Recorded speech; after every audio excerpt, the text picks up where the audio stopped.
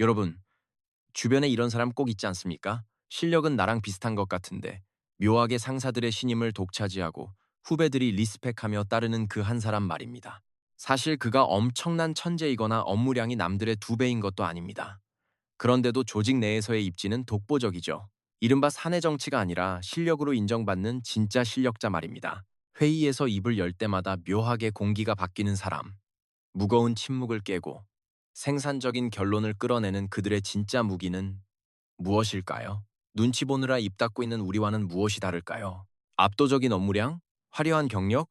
둘 다 아닙니다. 눈치라는 한국 특유의 조직 문화 속에서 심리적 안정감을 확보하고 본인의 가치를 증명하는 법, 그 해답은 의외의 곳에 있습니다. 비밀은 단 하나, 무언가를 어떻게 묻느냐는 질문의 기술에 있었습니다. 상사의 압박을 기회로 바꾸고 MZ 후배의 마음을 여는 8가지 질문법, 지금 바로 공개합니다. 자, 여기 우리 주변에서 흔히 볼 수 있는 38세 박민철 과장의 사례를 한번 보시죠. 입사 15년 차, 강산이 한 번 반이나 변하는 시간 동안 이 바닥에서 구른 아주 전형적인 대한민국 직장인입니다. 나름대로 조직의 뼈를 묻겠다는 각오로 치열하게 살아왔는데 요즘 들어 가슴 한 구석이 꽉 막힌 것처럼 답답합니다. 내가 지금 제대로 가고 있는 건지 아니면 거대한 피라미드 아래서 도태되고 있는 건지 그 막막함, 여러분도 느껴본 적 있으시죠? 회의 시간만 되면 그 답답함은 절정에 달합니다. 용기 내어 의견을 던져봐도 상사들의 반응은 늘 똑같습니다. 그래. 박 과장, 그건 나중에 한번 검토해보지. 사실상 거절이라는 거 우리 눈치로 다 알잖아요. 내 목소리가 허공을 맴도는 기분이죠. 그런데 말입니다. 입사 5년 차밖에 안 된 저 MZ 후배 녀석은 다릅니다. 임원들이 걔가 입만 열면 고개를 끄덕이고 아주 예뻐 죽으려고 해요. 박 과장보다 낫네라는 소리가 들릴 때마다 피가 거꾸로 솟죠. 대체 그 녀석과 박 과장의 결정적인 차이는 뭘까요? 결국 오늘도 터벅터벅 퇴근길. 박 과장은 착잡한 마음에 골목길 작은 이자카야에서 혼자 잔을 채웁니다. 내 노력이 부족한 건가? 아니면 내가 시대에 뒤처진 건가? 소주 한 잔에 섞인 그 자괴감. 이게 단순히 성격 탓일까요? 아닙니다. 질문의 기술이 없기 때문입니다. 아니 진짜 요즘 회사 생활 너무 힘듭니다. 상무님 눈치 보느라 숨도 못 쉬겠고 MZ 후배 녀석은 제 말은 귓등으로도 안 들어요. 제가 능력이 부족한 걸까요? 박 차장님, 고생이 많으시네요. 그런데 하나만 여쭤봅시다. 그 인정받는다는 후배분은 평소에 어떤 식으로 질문을 하던가요? 맞습니다. 바로 이겁니다. 무작정 열심히 하는 게 능사가 아닙니다. 상사에게는 신뢰를, 후배에게는 존경을 이끌어내는 질문의 기술이 따로 있어요. 지금부터 대한민국 직장인들의 고질병인 눈치 문화를 한 방에 뚫어버릴 8가지 질문법을 공개합니다. 집중하세요. 진짜 인생이 바뀝니다. 질문 하나로 당신의 가치를 증명하는 방법. 첫 번째입니다. 질문 1. 라고 생각하는데 제 생각이 맞을까요? 에이, 어르신. 그게 그거 아닌가요? 그냥 편하게 이거 어떻게 할까요? 라고 물어보는 게 더 속 편하고 솔직한 거 아닙니까? 굳이 왜 복잡하게 말을 돌려요? 그건 단순히 정답을 구걸하는 겁니다. 상대에게 고민이라는 짐을 통째로 떠넘기는 꼴이죠. 프로라면 자신의 가설을 먼저 던져서 상대를 대화의 장으로 끌어들여야 합니다. 여러분, 이게 그냥 말장난 같나요? 캘리포니아 대학의 연구 결과에 따르면 자신의 가설을 포함해 질문할 때 상대방이 느끼는 신뢰도가 무려 40% 이상 상승한다고 합니다. 모르겠어요가 아니라 제 생각은 이런데 어떠신가요? 라고 하는 순간 여러분은 무능한 직원이 아닌 파트너가 되는 겁니다. 부장님, 이번 프로젝트의 시장 반응을 고려했을 때 비용은 좀 들더라도 품질을 강조하는 A 안으로 밀어붙이는 게 최선이라 생각합니다. 부장님 의견은 어떠신가요? 오, 박 과장. 이번엔 고민을 좀 깊게 한 티가 나는데. 그래, 자네 말대로 A안의 타당성을 한번 검토해보지. 단 한마디로 사무실의 무거운 공기가 순식간에 신뢰로 바뀌었습니다. 자, 첫 번째 장벽을 넘었습니다. 이제 두 번째 비책입니다. 질문이 무엇이 이 문제를 일으켰다고 생각하나요? 도사님, 가설 질문의 위력은 체감했습니다. 하지만 진짜 사고가 터졌을 때 그 깊은 원인을 파헤쳐야 하는 순간엔 대체 어떻게 입을 떼야 합니까? 눈치 보느라 본질을 놓치고 싶지 않습니다. 자네는 혹시 부하 직원에게 왜 그랬어? 라고 묻나? 그건 질문에 탈을 쓴 심판일 뿐이라네. 상대에게는 해명을 강요하고 자존감을 베어버리는 날카로운 칼날로 들릴 뿐이지. 여러분, 이게 그냥 하는 소리가 아닙니다. 토론토 대학의 신경과학 연구를 보십시오. 왜라는 공격적인 질문을 받는 순간 인간의 뇌는 전두엽을 닫고 변연계를 활성화합니다. 즉, 사고는 멈추고 방어 기제만 남는 멍청이 상태가 된다는 겁니다. 하지만 여기서 언어의 마법이 일어납니다. 왜를 무엇이로 단 한 글자만 바꿔보세요. 무엇이 이런 결과를 만들었을까? 라고 묻는 순간 뇌는 즉각 분석 모드로 기어를 갈아 끼웁니다. 비난이 사라지니 해결책이 보이는 겁니다. 예전 같으면 왜 이딴 실수를 했냐고 사방에 불호령을 내렸겠지. 하지만 지금은 참아야 한다. 질문 하나로 이 분위기를 완전히 뒤집어 놓겠어. 자, 보십시오. 박 과장이 떨리는 목소리를 가다듬고 말합니다. 김 대리님, 무엇이 이번 일정 지연을 만들었다고 생각하시나요? 왜 늦었어? 라는 취조가 아니라 무엇이라는 해결책에 집중하는 겁니다. 주니어의 눈빛이 바뀝니다. 방어 기제가 풀리고 진짜 원인을 털어놓기 시작하죠. 비난만 가득했던 회의실이 함께 해결책을 고민하는 생각하는 회의로 진화하는 역사적인 순간입니다. 자, 이제 다음 단계로 넘어갑니다. 세 번째 질문 비법, 바로 제 이해가 맞나요?입니다. 거대 프로젝트 인수인계 현장. 과거의 박 과장은 그저 상사의 눈치를 보며 알겠습니다만 연발했습니다. 결국 서로 딴소리를 하다가 마감 직전에 터져버렸죠. 소통의 부재가 낳은 비극입니다. 여러분, 이게 남일이 아닙니다. 하버드 비즈니스 스쿨 통계에 따르면 프로젝트 실패 원인의 70%가 바로 이런 인식의 차이에서 옵니다. 내 머릿속과 상사의 머릿속을 동기화하지 않으면 결국 독박을 쓰게 되는 겁니다. 부장님, 방금 말씀하신 내용을 제가 다시 한번 정리해 봤습니다. 즉, 이번 달 말까지 현장 데이터를 취합해서 다음 달 초 임원회의에서 발표하라는 말씀으로 이해했는데 제 이해가 맞을까요? 정확해. 역시 박 과장. 요즘 들어 업무 파악하는 게 아주 꼼꼼해졌어. 이렇게 마일스톤을 딱딱 짚어주니까 내가 다 든든하구만. 진행해봐. 여러분 보셨습니까?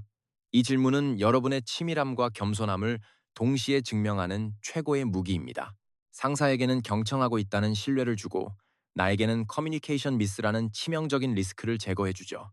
70%의 프로젝트 실패는 바로 이 확인 과정이 없어서 일어나는 겁니다. 자, 이제 한 단계 더 나아가 볼까요? 네 번째 질문법입니다. 그 외에 우리가 더 생각할 수 있는 것이 있을까요? 그로부터 3개월 후 박 과장의 팀은 몰라보게 달라졌습니다. 눈치만 보던 팀원들이 입을 열기 시작했죠. 하지만 박 과장은 여기서 멈추지 않았습니다. 그는 팀원들의 숨겨진 잠재력까지 완전히 끄집어내고 싶었거든요. 여러분, 상대의 뇌 속에 숨겨진 진짜 깊은 한 수를 꺼내고 싶습니까? 그럴 땐 이 마법의 주문을 외우세요. 그 외에 또 무엇이 있을까요? 놀라지 마세요. 스탠퍼드 대학의 연구에 따르면 사람의 첫 번째 대답은 대개 뇌가 가장 편안하게 내놓는 뻔하고 평범한 데이터일 뿐입니다. 판을 뒤집는 파괴력 있는 아이디어는 항상 두 번째, 세 번째 대답 속에 꽁꽁 숨어 있습니다. 그걸 끄집어내는 것이 바로 여러분의 진짜 실력입니다. 박민철, 방금 의견 아주 흥미롭네요. 그럼 그 아이디어 외에 우리가 또 다르게 시도해 볼 수 있는 게 있을까요? 막내 사원. 저 그 질문을 들으니 갑자기 생각난 건데 차라리 타겟을 20대에서 실버 세대로 완전히 틀어보면 어떨까요? 과장님, 요즘 저희 의견을 정말 잘 끌어내시는 것 같아요. 예전처럼 눈치 안 보고 제 아이디어를 편하게 말씀드리게 되네요. 자, 이제 조직의 위기를 기회로 바꾸는 다섯 번째 비장의 무기입니다. 질문 5. 만약 라면 어떻게 될까요? 여러분, 이게 그냥 묻는 게 아닙니다. 세계 최고의 전략 컨설팅 펌 맥킨지에서 반드시 사용하는 가정사고의 핵심이에요. 상사가 시키는 대로만 하는 수동적인 조직을 깨부수는 강력한 질문이죠. 이건 고대 소크라테스부터 이어져 온 비법입니다. 상대방의 꽉 막힌 고정관념을 박살내고 머릿속으로 미래를 강제 시뮬레이션하게 만듭니다.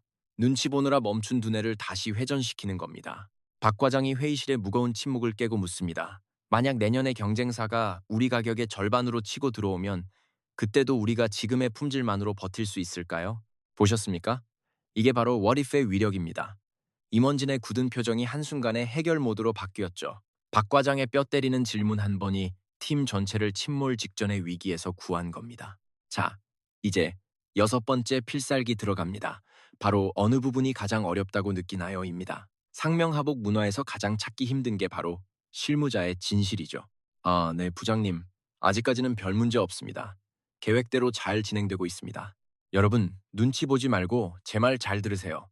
하버드 비즈니스 리뷰에 따르면 부하 직원이 괜찮다고 할 때 실제로 문제가 없는 경우는 30%도 안 됩니다. 나머지는 다 조직의 눈치 보느라 속으로 썩어가는 중이라고요. 지수 씨, 눈치 보지 말고 솔직하게 말해줘도 돼. 지금 진행하면서 어느 부분이 가장 벅차고 힘들어? 우리가 미리 알아야 리스크를 줄일 수 있어. 질문 7. 제가 도와드릴 수 있는 일이 있을까요? 여러분, 스탠퍼드 사회심리학 연구가 증명했습니다. 사람은요, 누군가 먼저 다가와 도움의 손길을 내밀 때 본능적으로 깊은 신뢰와 호감을 느낍니다. 내가 이만큼 안다고 자랑하는 100마디 말보다 진심 어린 한마디가 상대의 굳게 닫힌 마음을 녹이는 열쇠가 됩니다. 진정으로 똑똑한 리더는 자신을 거창한 거인으로 포장하지 않습니다. 대신 상대를 무대의 주인공으로 만들어줄 뿐이죠. 내가 모든 정답을 쥐고 흔드는 게 아니라 당신의 성공을 위해 내가 무엇을 지원하면 되겠냐고 묻는 순간 꼰대 소리 듣던 상사는 존경받는 멘토로 거듭나는 겁니다. 마지막 질문입니다. 질문 8. 혹시 제가 틀린 부분이 있다면 언제든 말씀해 주시겠어요? 이것이 우리 한국 사회에서 가장 큰 용기가 필요한 질문입니다. 진정으로 실력이 있고 자신감 있는 자만이 자신의 빈틈을 열어둘 수 있죠. 내 말이 무조건 맞다는 아집을 버릴 때 비로소 조직의 숨통이 트이고 진짜 소통이 시작됩니다. 여러분의 겸손은 약함이 아니라 가장 강력한 무기가 될 것입니다. 미시간 대학의 연구 결과가 이를 증명합니다. 지적 겸손함을 갖춘 리더, 즉 내가 틀릴 수도 있다는 태도를 보여주는 사람이 팀의 심리적 안정감을 200% 이상 끌어올립니다. 내가 놓친 게 있을까요? 이 한마디가 상명하복에 경직된 조직 문화에 균열을 내고 성장의 씨앗을 뿌리는 겁니다. 보십시오. 박 과장이 이 질문법을 실천하자 팀 분위기가 180도 달라졌습니다. 눈치 보며 입을 닫던 MZ 후배들이 아이디어를 쏟아내고 까칠하던 부장님도 박 과장의 진심 어린 피드백 요청에 무장해제됩니다. 결과요, 실적은 자연스럽게 따라오는 덤일 뿐이죠. 여러분, 반년 뒤 박 과장은 단순히 승진 명단에 이름을 올린 게 아닙니다. 그는 이제 모두의 마음을 움직이는 진짜 리더가 되었습니다. 서슬퍼런 위계질서 속에서도 질문 하나로 자신만의 독보적인 위치를 구축한 것입니다. 말 한마디의 무게가 달라진 것이죠. 질문은 내 지적 수준과 인성을 동시에 보여주는 가장 투명한 창문입니다. 내일 출근해서 이불 떼기 전 딱 10초만 멈춰서 오늘 배운 질문법을 떠올려 보십시오. 습관적인 질문이 아니라 의도가 담긴 고품격 질문이 당신의 커리어를 바꿀 것입니다. 여러분의 가치는 스스로가 던지는 질문으로 증명하는 것입니다. 대한민국 모든 직장인이 넌치 컬처를 넘어 당당하게 성장하는 그날까지 제가 함께 하겠습니다. 당신의 눈부신 성장을 진심으로 응원합니다. 구독과 좋아요로 이 지혜를 주변과 나누세요.